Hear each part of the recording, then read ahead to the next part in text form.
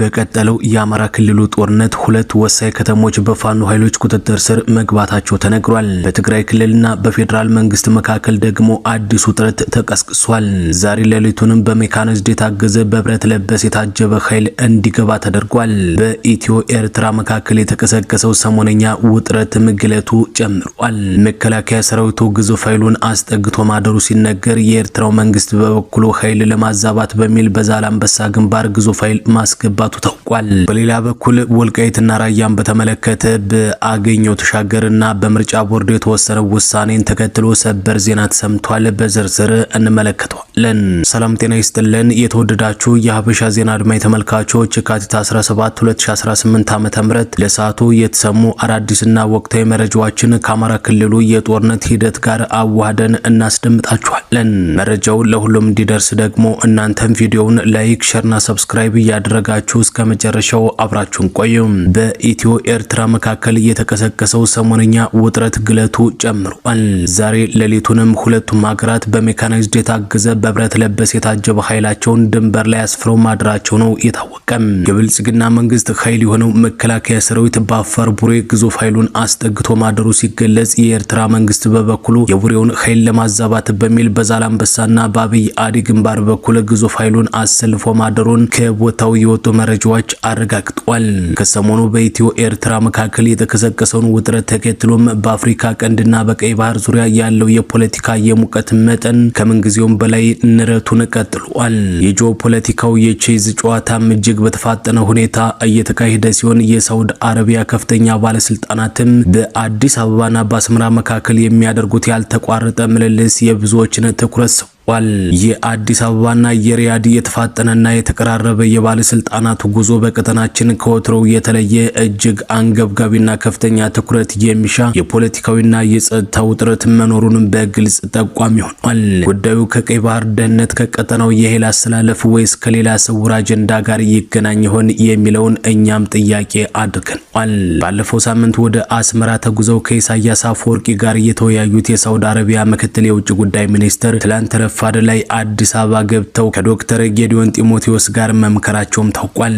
አንድ ወር ባልሞላ ጊዜ ውስጥ በአዲስ አበባና በሪያድ መካከል ውይይት ሲደረግ ይህ ለሶስተኛ ጊዜ ነው። ከ3 ሳምንታት በፊት ዶክተር ጌዲዮን ጢሞቴዎስ ወደ ሪያድ ተጉዘው ከጅዳ ሚኒስተሮች ጋር በቀጠናዊ ጉዳዮች ላይ መምከራቸው አይዘነጋም። በተመሳሳይ ከአንድ ሳምንት በፊት የሳውዲ የውጭ ጉዳይ ሚኒስትር አዲስ አበባ መጥተው ከጠቅላይ ሚኒስትር አብይ አህመድ ጋርም ተወያይተዋል። ትናንት ደግሞ የሪያድ ምክትል የውጭ ጉዳይ ሚኒስትር አዲስ አበባ መግባታቸው ታውቋል። ይህም የቀጠናው ትኩሳት ከመቼውም ጊዜ በላይ መጨመሩን የሚያሳይ መሆኑን ያረጋገጠ ነው ተብሎለታል። ከሳምንታት በፊት አስመራ የነበሩት የሳውዲው ምክትል የውጭ ጉዳይ ሚኒስትር ወደ አዲስ አበባ የመጡትን በኤርትራና በኢትዮጵያ መካከል ሊቀለበስ የማይችል ከፍተኛ ጦርነት ውጥረት በድንበር አካባቢ እየታየ በመሆኑ እንደሆነ የወጡ መረጃዎች ያመላክታሉ።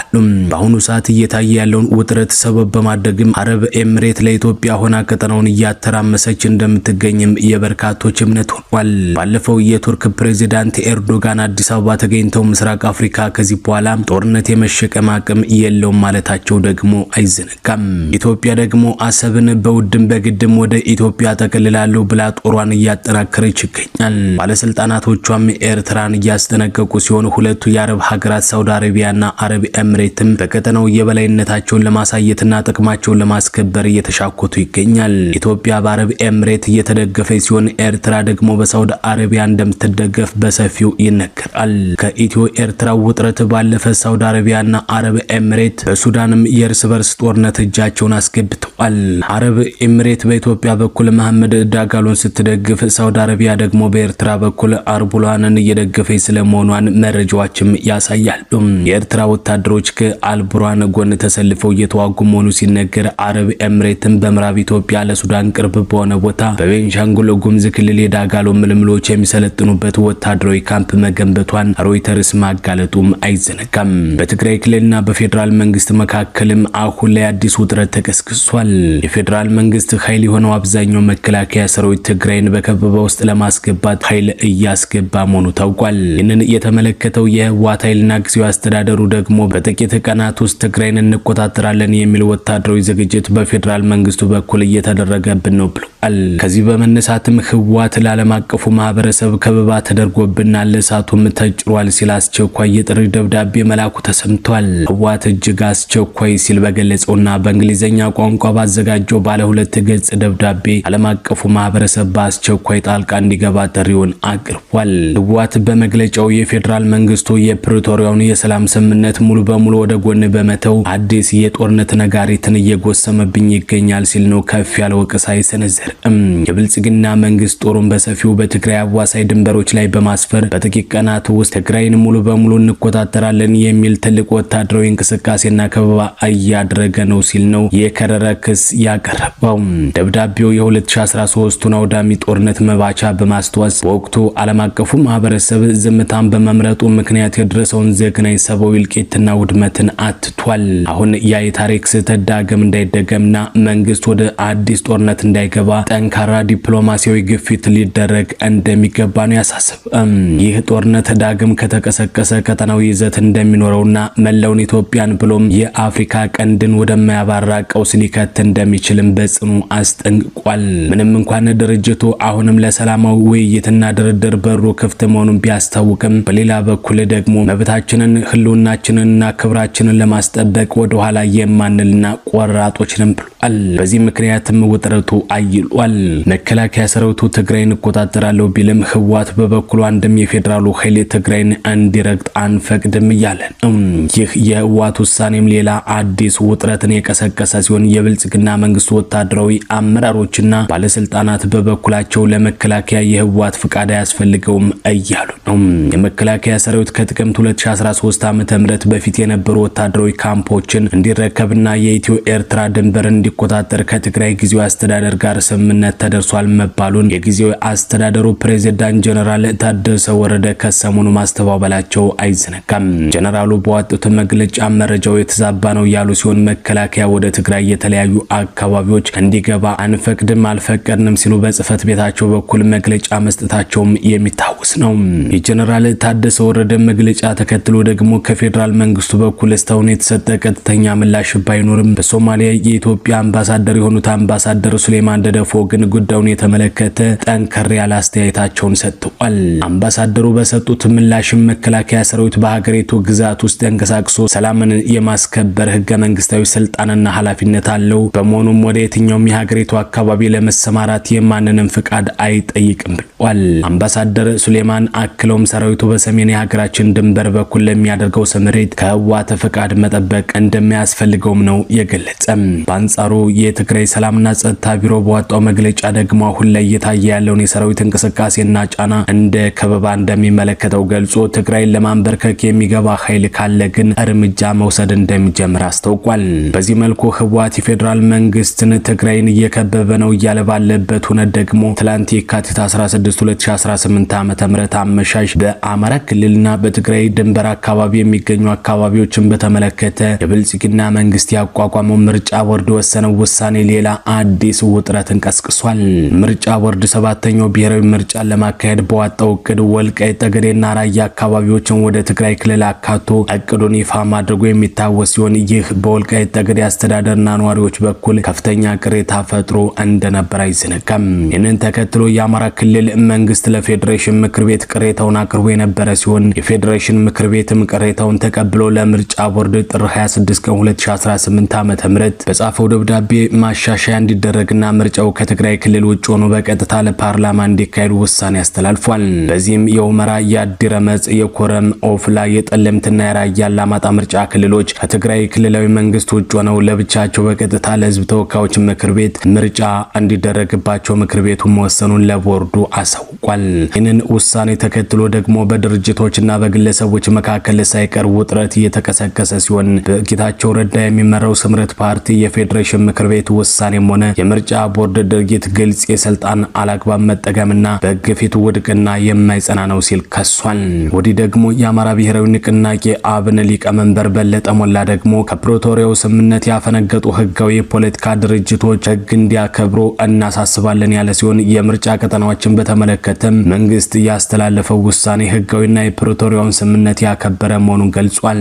ወዲህ ደግሞ የትግራይ ጊዜያዊ አስተዳደር ውሳኔው ህገ መንግስቱና የፕሪቶሪያውን የሰላም ስምምነት በግልጽ የጣሰ ከመሆኑ በላይ የትግራይን ህገ መንግስታዊ ወሰን አደጋ ላይ የሚጥል ነው ብሏል። የወልቃይት ጠገዴ ጠለምት አማራ ምሁራን ማህበር በሰጠው መግለጫ ደግሞ የምርጫ ቦርድ ውሳኔ የዘመናት የማንነት ጥያቄን ለመመለስ በር ከፋችና በጎ እርምጃ መሆኑን ገልጿል። ማህበሩ እነዚህ አካባቢዎች አሁን በፌዴራል ደረጃ ብቻ ሳይሆን በአማራ ክልል ምክር ቤት ጭምር ህጋዊ ውክልና እንዲኖራቸው ጠይቋል። ይህ እንዳለ ሆኖ ደግሞ ትላንት የፌዴሬሽን ምክር ቤትና የምርጫ ቦርድ ያሳለፈው ውሳኔ ተከትሎ ግለሰቦችና የተለያዩ ድርጅቶች በየፊናቸው ውሳኔው ትክክል ነው፣ ውሳኔው አግባብነት የለውም እያሉ ይናገሩ እንዲሁም መግለጫ ያውጡ እንጂ የፖለቲካውን ቁማር በፌዴራል መንግስቱ ተበልተዋል። በውሳኔው መሰረት ወልቃይትና ራያ የአማራም የትግራይም የምርጫ ጣቢያ አይሆኑም ተብሏል። በውሳኔው መሰረት የምርጫ ክልሎች ከሁለቱም ክልሎች ውጭ ሆነው ምርጫው በቀጥታ ለፌዴራል ተወካዮች ብቻ እንዲካሄድ ነው የተወሰነ። ሆኖም የምርጫ ቦርድ አስቀድሞ ያስተላለፈው ውሳኔ ቀጥሎ ትላንት የፌዴሬሽን ምክር ቤት ያንን ውሳኔ ማስሻሩ እንዲሁም ከሁለቱም ክልሎች ከመንግስት ጋር የሚሰሩ ፓርቲዎች የወጧቸው ጠጠር ያሉ የሚመስሉ መግለጫዎች ምንጫቸው አንድ ዓላማቸው ግልጽ በመሆኑ የአማራና የትግራይ ህዝብ ሰከን ባለመንፈስና በብልሃት ሴራውን ማክሸፍ አለባቸው ተብሏል። በሌላ በኩል ደግሞ የአማራ ክልሉ ጦርነት ተጠናክሮ ቀጥሎ ወታደራዊ ጠቀሜታ ያላት ጫንድባ ከተማ በአማራ ፋኖ ኃይሎች ቁጥጥር ስር ስለመግባቷ በርካታ ምንጮች ዘግበዋል። በአማራ ፋኖ ብሔራዊ ንቅናቄ ጎንደር ጠቅላይ ግዛት ስር የዞብል ጃኖ ክፍለ ጦር የፋኖ ኃይሎች ትላንት የካቲት 16 2018 ዓ.ም አድርገውታል በተባለ ተጋድሎ በርካታ የፌዴራል መንግስት ወታደሮች መደምሰሳቸው ሲነገር በጭልጋ ወረዳ ጫንድባ ከተማ ደግሞ በፋኖ ኃይሎች በቁጥጥር ስር መግባቷን ማህበራዊ ሚዲያ ላይ የወጡ መረጃዎች አረጋግጠዋል። የወጡ መረጃዎች እንዳመለከቱት ከሆነ ደግሞ ተደርጓል በተባለው አውደ ውጊያ በተለይም ጫንድባ ኪሽናና ኳክ ግንባሮች ላይ ነበር በተባለው ከባድ ውጊያ የፌዴራል መንግስት ኃይሎች ከፍተኛ ሰብአዊና ቁሳዊ ኪሳራ አስተናግደዋል ነው የተባለም። በተያያዘ ሸውራ ከተማ ሙሉ በሙሉ በፋኖ ቁጥጥር ስር ስለመግባቷ ነው የተገለጸ። አማራ ፋኖ ብሔራዊ ንቅናቄ ሰሜን አማራ ቀጠና በላይ ዘለቀ ዝመይሳው ካሳኮር ካራማራ ክፍለ ጦር አድዋ ክፍለ ጦር ኦሜድላ ክፍለ ጦርና ፊት አውራሪ ገበየው ክፍለ ጦር በጋራ ከየካቲት 15 2018 ዓ.ም ከቀኑ 7 ሰዓት ጀምረው በጋራ ውጊያ በማድረግና በርካታ ኃይሎችን ደምስሰው ከተማዋን መቆጣጠር መቻላቸው ነው የተዘገበ። በዚህ ውጊያ ዲሽቃዎች፣ ብሬኖች፣ ስናይፐሮች፣ በርካታ የነፍስ ወከፍ መሳሪያዎች፣ በርካታ ተተኳሾች እንዲሁም ተሽከርካሪዎች መማረካቸው ነው መረዳት የተቻለ። በዛ ወደ ውጊያ ከ7 በላይ ትላልቅ የቁም ምሽጎችም ሲሰበሩ በርካታ የመንግስት ኃይሎችም ህይወታቸውን ማጣታቸው ተረጋግጧል። ከተመሳሳይ በወሎ ቤት አማራ ቀጠናም የአማራ ፋኖ ብሔራዊ ንቅናቄ ምኒልክ ዕዝ የልጅ ኢያሱ ኮር 24ኛ ክፍለ ጦርና ምስራቅ አማራ ኮር አንድ ባለሸረጦ ክፍለ ጦር በጥምረት ከፌዴራሉ ኃይሎች ጋር አድርገናል ባሉት ውጊያ ድል ቀንቶናል ሲሉ አስታውቀዋል።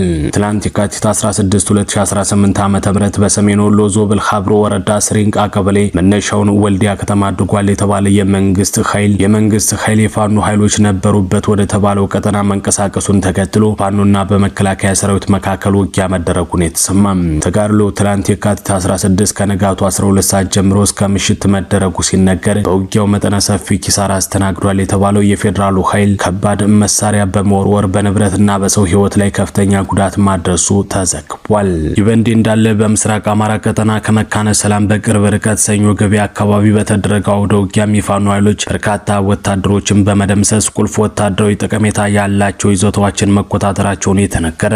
በሰኞ ገበያ አካባቢ ተዋ መገንጠያ ተብሎ በሚጠራው ስፍራና በመካነ ሰላም ግንባር ሙደለላ ተብሎ በሚጠራው አካባቢ ላይ ነበር በተባለው ውጊያ ከ20 በላይ የፌዴራል መንግስት ኃይሎች ሲደመሰሱ 11 ክላሽንኮቭ መሳሪያ ደግሞ መማረኩንም በርካታ ምንጮች ዘግበዋል። አስታውቋል። በተመሳሳይ በጎጃም ቀጠናም የአማራ ፋኖ ብሔራዊ ንቅናቄ ቴዎድሮስ 88ኛ ክፍለ ጦር ድል ማስመዝገቡን አስታውቋል። መነሻውን ከወንበርማ ወረዳ ሽንዲ ከተማ የፌዴራል መንግስት ጥምር ሰራዊት ከቡራ አፈር ቀበሌና በዴንድ ቀበሌ አቅጣጫ ወደ ኸረት ቀበሌ ተንቀሳቅሷል።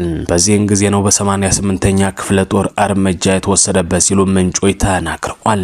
የተወደዳችሁና የተከበራችሁ አድማጭ ተመልካቾች ለሰዓቱ የተሰሙ አዳዲስና ወቅታዊ መረጃዎች እነዚህ ነበሩ። በሌሎች የመረጃ ጊዜ እስከምንገናኝ መልካም ቆይታን ተመኘን።